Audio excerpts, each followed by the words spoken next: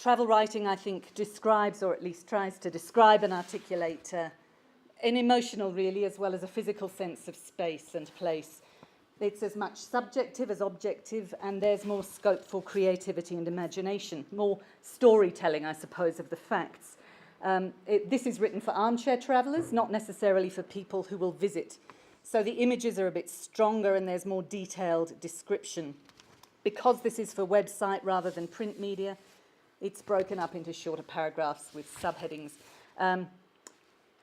Travel writing is freer prose in a sense, and as a freelance writer, which is what I am, I do contract work, I'm not employed by anybody in particular. Freelance travel writing is guided more by me and less by the requirements of a publisher. And this is how part of that journey appears in a poem.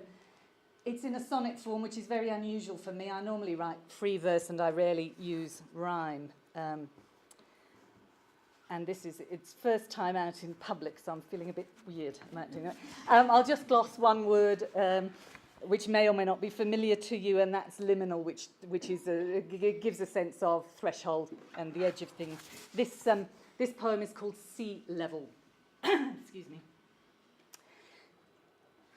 In Himalayan foothills, valleys drown in cloud that's rising like the distant sea.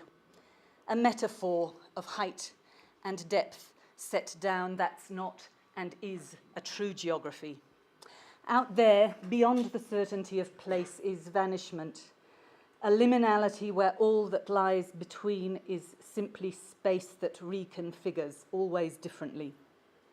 This sky, the ocean, joins and separates what's seen from unseen.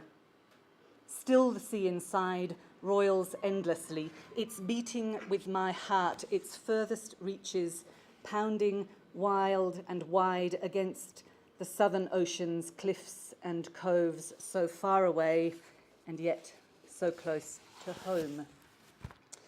Here that sense of place has become both more general, there's less fact, and more specific because there's more detail. So the foothills have become a place of imagination really as much as a geographic location.